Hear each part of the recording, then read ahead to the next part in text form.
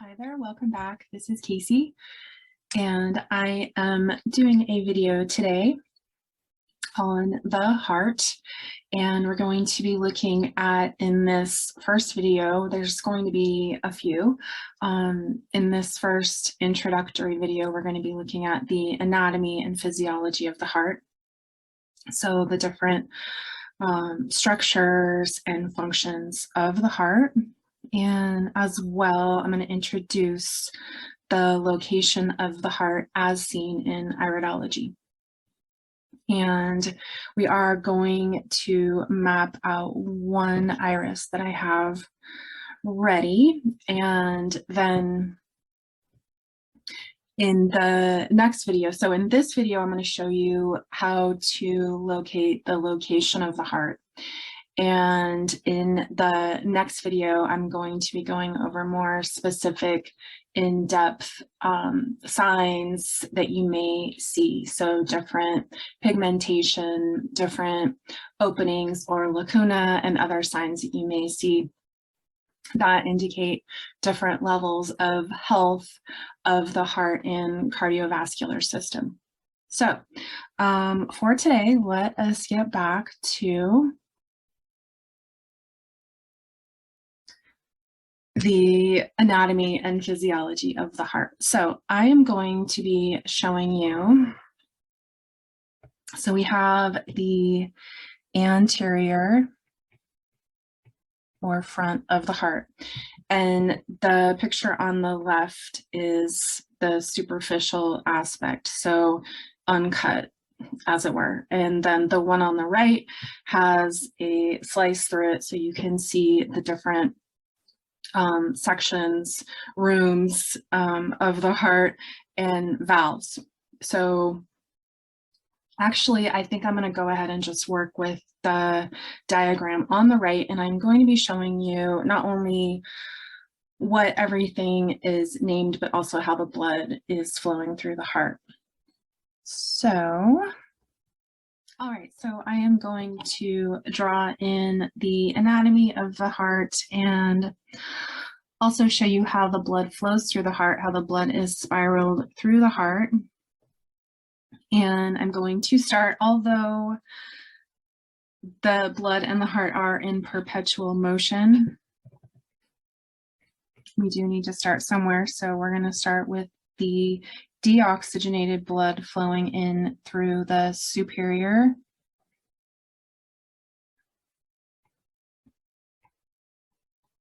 and inferior vena cava. So we have superior above the heart, inferior below. And we have blood flowing in a laminar fashion. In this case, it is flowing in a vertical direction. So in terms of velocity, in terms of fluid dynamics, you would say that the laminar flow is in, usually it's in a slower or lower velocity, but it's generally going to be at a horizontal or vertical in an even direction in layers. And we're going to be looking at the changes in velocity and flow, and we're going to be looking at how the laminar flow can change into a vortex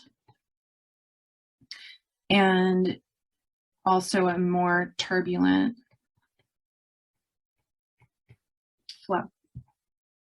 Okay, so in this case, it's flowing in a gentle velocity. It's coming in vertically in both directions simultaneously, and it is arriving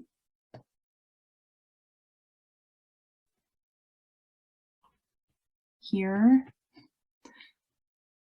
at the right atrium.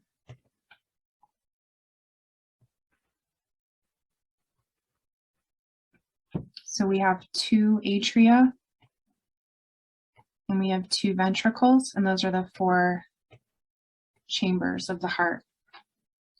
The atria, as in architecture, would indicate and open space that one enters into prior to entering into the rest of the building, if you will. So it's open air. It's generally, I picture it as open air, also a lot of light. So it's an entryway for people, or in this case, blood. So we have blood flowing in, and it is arriving into the right atrium, still in a laminar flow. So what's going to happen here, and I'm going to need to reference something that Rudolf Steiner said. So Rudolf Steiner, when asked, and keep in mind this was in 1920, also just all around that year. So before 1920 and the few years after that, he did speak a lot about how the heart works and how the blood is actually the thing that is generating movement in the heart. And I will be talking about this more. I know I've mentioned it before, but I do need to just mention one thing he said, and that is that he compared the heart, if he had to name a machine, to a hydraulic ram.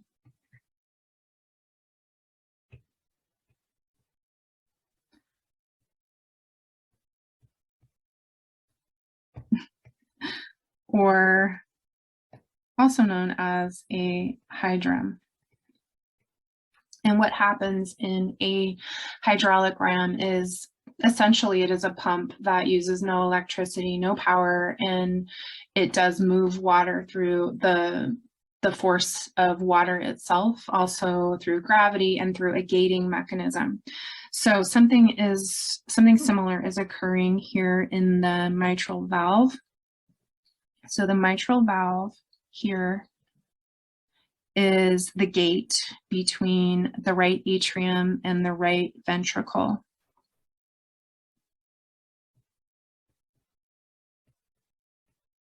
Also called the right atrioventricular valve, but I think most of us know it as the mitral valve. So what's happening is the blood is arriving into the right atrium and it is being gated. So it's being held back by the mitral valve. And as it's being held back, the pressure is building up, and there is a kind of vacuum effect being created on the other side of the gate. So as this happens, the blood is released through the gate, flowing down. And so we're keeping in mind also the angles and the fact that the heart is literally a spiral, and it creates spirals within it. So we will soon look at the golden mean, the Fibonacci sequence, and the golden spiral. So the heart reflects the golden spiral in numerous ways. I'm going to do a separate video on that, but just know that because of the angles of the heart, as well as the forces of water, this is what is creating the change in the flow. So we have the blood flowing from laminar, so sort of evenly, and then it's coming in, it's being released, it's building up velocity, pressure, and because of this angle here in the right ventricle, it is creating a vortex effect. The flow is becoming more turbulent, and it is being propelled out of the pulmonary artery. Okay, so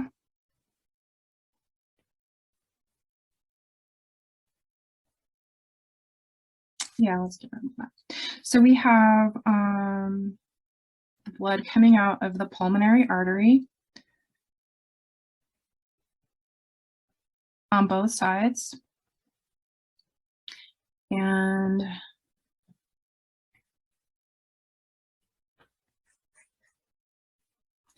we have the blood entering the lungs. So pulmonary, meaning lung. So we have deoxygenated blood entering the pulmonary artery, both sides, going out to the lungs, both sides. And artery generally, artery, I think of artery as a way. So the arteries are taking the blood away from its source, essentially. Always, except for in this one case, this is the one exception, the arteries contain oxygenated blood. In this case, in the pulmonary artery, the blood is actually still deoxygenated. So we have blood traveling out through the pulmonary artery into the lungs, exchanging carbon dioxide for oxygen. And it is returning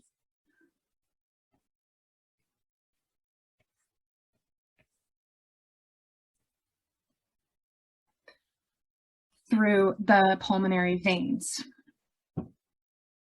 So pulmonary veins. So as the blood flows back in through the veins towards the heart, it arrives the left atrium. So we have the left atrium, also an area of receiving blood, and in this case, it is receiving lively, fresh, oxygenated blood. And again, we have a similar mechanism with the gating happening. So as the blood is coming in, it's being stopped or held here in the right atrium. And then it's also seeing the effects of vacuuming from the other side, and it is released all at once into the left ventricle. So left ventricle and left atrium. And then the blood from the left ventricle, and I'm going to need to switch colors to show you how the blood gets from the left ventricle to the aorta. So you'll just have to imagine, again, another change in flow here. So we have the laminar flow turning into a more vortex flow, and that is what is propelling it, along with being excited and freshly oxygenated and just lighter in general. Oxygen is lighter than carbon dioxide, propelling it into the aorta.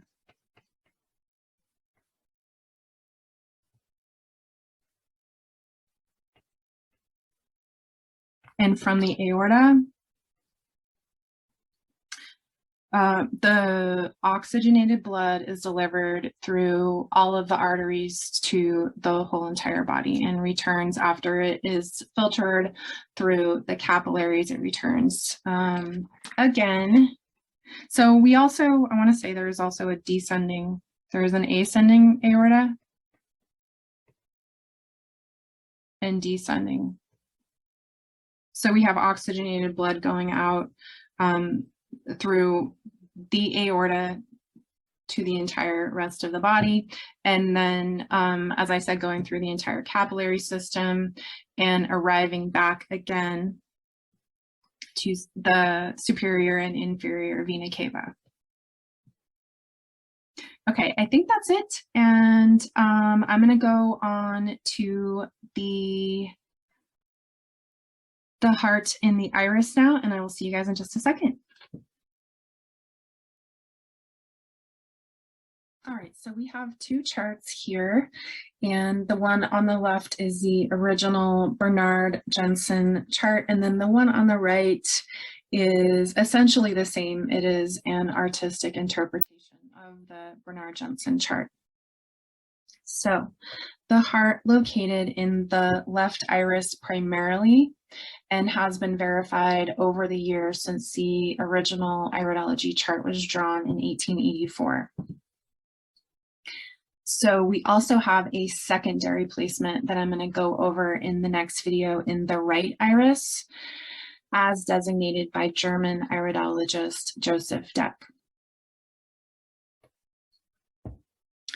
For today, however, we're going to be looking at the most important area to be looking at when you are diagnosing the health of the heart, and that is in the left eye in zone 3. At 3 o'clock. And the zones in iridology, the first zone would be just outside of the pupil, and that would encompass the stomach area. So that would be zone 1. And then zone 2 would be the intestines, as well the autonomic nerve wreath.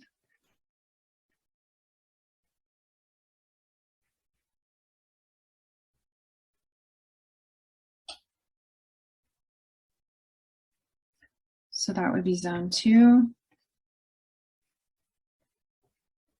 And then zone 3 would be outside of that. So just outside of the bowel wall, we will find zone 3. And in both irises, you'll see in zone 3 the pituitary and pineal glands, as well as the adrenal gland. And in the left iris, you're going to find the heart in zone 3. So quite often you will be able to see not only the shading of the stomach zone, which will appear as something of a halo, you will also be able to see the delineation of the bowel wall, which is very helpful in locating the heart, but it's not always the case that you can see the bowel wall. So in that case, it is helpful to know what zone the heart is located in. And we can see in this chart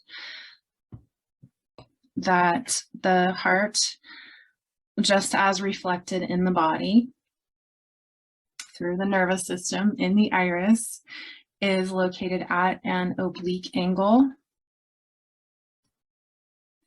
And just center, as in the body, it is center and to the left. So that is why we're finding it in the left iris, very close to the center in that third zone.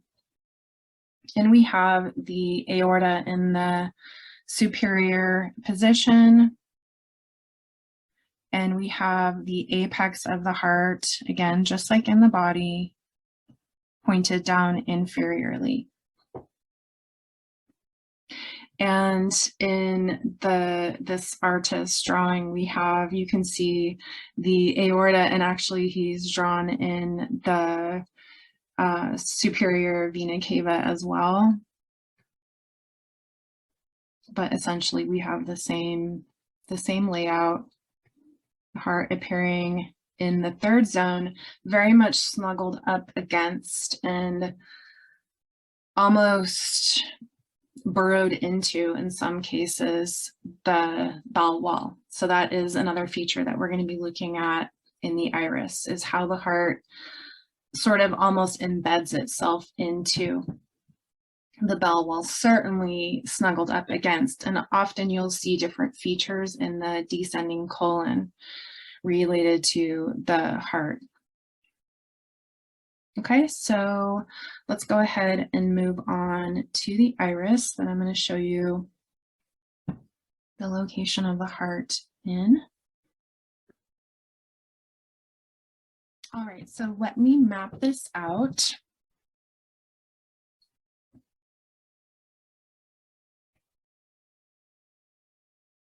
And we can see in this iris a definite shading or halo around the pupil.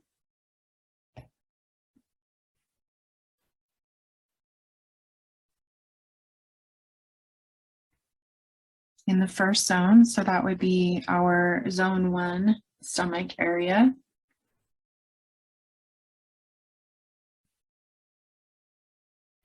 And then in the second zone, we have the bowels, and I'm going to highlight the very well defined bowel wall that we're seeing.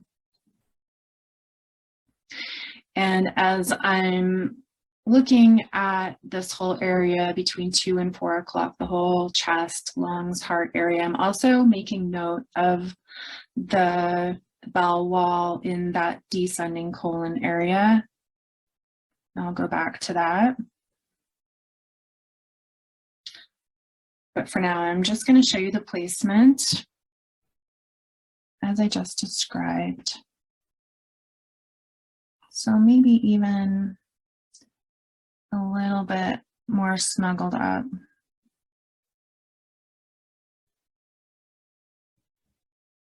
I would say about just like that. Okay, and so we have the heart here in the 3 o'clock area, just slightly above in this case. And we have the heart in zone 3. And now I'm going to backtrack here.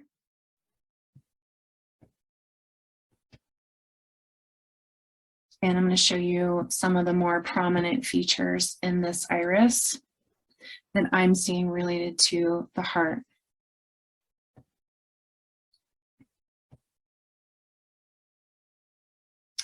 All right, so I would say approximately we're looking at, and I do like to look at the whole entire chest, lung, heart area. I think that's important to consider that whole area.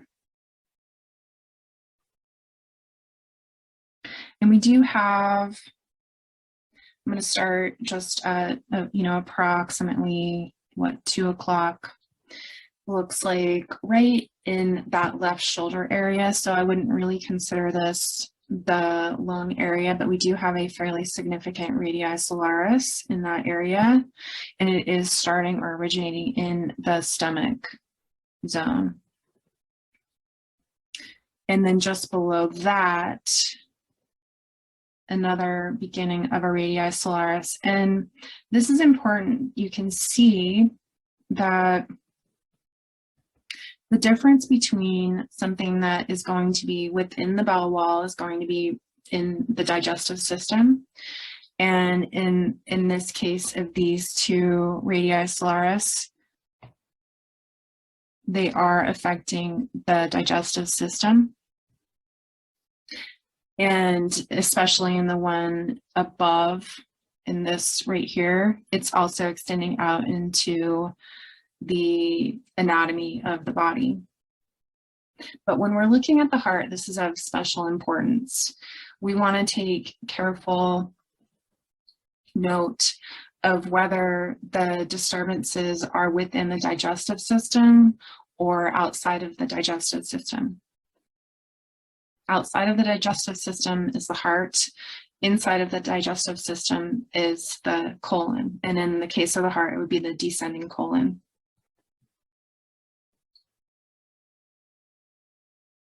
So in the heart area itself, we have a fairly significant lacuna. It looks rather dark, I would say chronic at least. And I would consider this to be absolutely a genetic pass.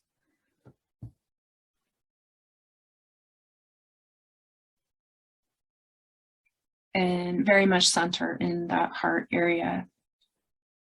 You can see that it is snuggled up against the bowel wall. And even there is a bit of a shift in that descending colon that we can see in that heart area. So right in here, we have this sort of bowing out and then bowing in, and then it just continues down. And that's what's helping us to locate the exact location of this lacuna within the heart. Okay, so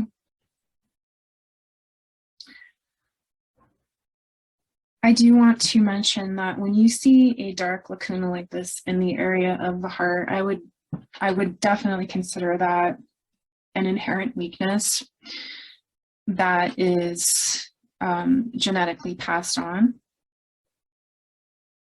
So not necessarily an acute sign of disorder or dis-ease.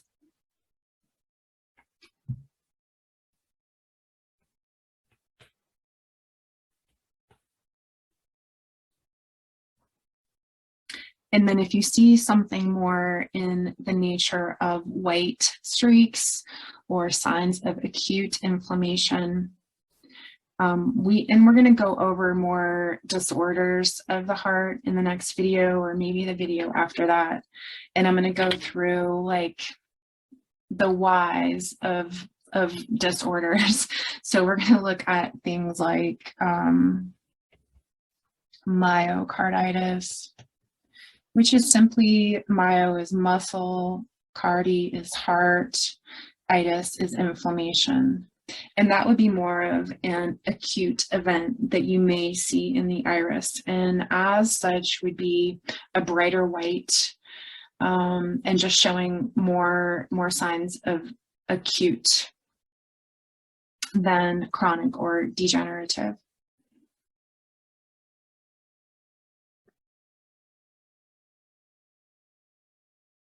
So we will be breaking down some of these so-called disorders, and as well, we will be looking at what exactly would break the heart, as it were. So we're going to be looking at things like dirty blood. We're going to be looking at things like prolapses. So a pretty common disorder would be the prolapse of the mitral valve. And if you are a student or a practitioner of detoxification, you're probably aware that that would be related somewhat to the parathyroid gland, as all prolapses would be, and related to the parathyroid in the sense of calcium utilization, which is related to inflammation. So we're going to be coming, back full circle in a lot of these disorders to the basics of inflammation and how well your kidneys are filtering, how well your body is ridding itself of toxins, and just the whole inflammatory process in the body as it creates weakness. So we'll look at that, and like I said, like what kinds of things are harmful to the heart, and also what kinds of things are helpful for the heart. But just to continue on, let's finish with this iris and see what we may see. I do see some brightness, a little bit of bright white in this 2 to 4 o'clock area. So there could be some overall inflammation.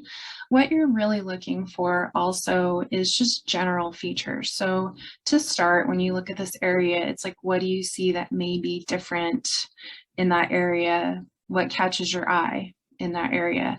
We can see that there are nerve rings throughout the entire iris. So the nerve rings would be, something you would take note of in general, but as well, they are appearing in the whole entire chest and heart area, as well as some signs of inflammation and some faint lines that would indicate some radii solaris, also in the whole heart and chest, lung, and especially between the 3 and 4 o'clock, we'd be looking at the bony thorax and also the alveoli of the lungs. So here, just some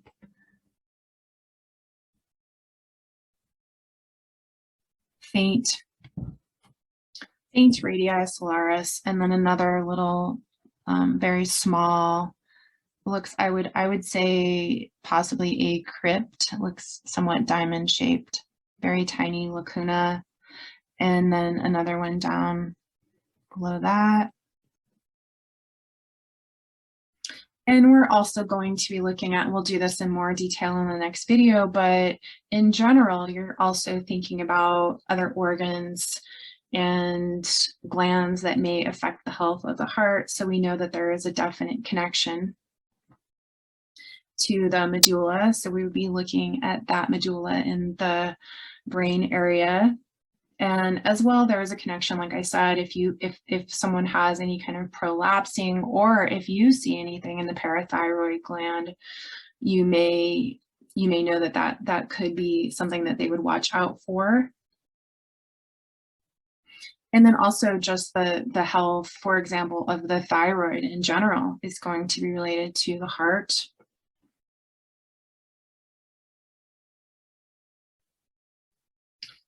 But in this iris, I think that's pretty much all that I'm seeing. Definitely a very strong sign of a possible inherent weakness in the form of a lacuna in that heart area. And I'm going to do another video on the intricacies of a proper iridology diagnosis, but I think we all know that the heart is of special importance when you're doing a diagnosis. And as non-invasive and non-toxic as iridology is, and it's beautiful in that sense, as a diagnostic tool, we also have to be very careful with our words. So we're just thinking in terms of presenting the most positive possible outcome and really truly knowing that there are many timelines available to this soul. And in this case, as I did mention the genetic paths, and it is significant, this marking. If I were doing this, if I were presenting this to a client, I would definitely put it in terms of, it looks like there could have been some disorder or dis-ease in the lineage. So with the parents or the grandparents. And 9 times out of 10, I can't remember one case actually that hasn't been the case. And usually that's significant enough for people to sort of say, wow, you saw that, and that did happen to my parents or my grandparents or both, or great grandparents. So in that case, that would be sufficient. And then you could also mention that there is, some inflammation and some possible stress coming from the stomach and the whole digestive system. And you would basically leave it at that, because as I said, there are many timelines, and I honestly wouldn't see this, even this dark lacuna, as anything, a detrimental sign for the health of this person overall. And that's the truth. So that would be an introduction to how you would present the information that you're seeing in the iris, and especially is very important when you're speaking about the heart. All right, so I'm going to leave it there. I have several topics to cover on the subject of the heart, so I'm just going to do that for you guys. If you have any questions, if you have any comments, I love to hear from you, whether in the comment section or through the email. You're always welcome to send me an email. And yeah, until next time, bye.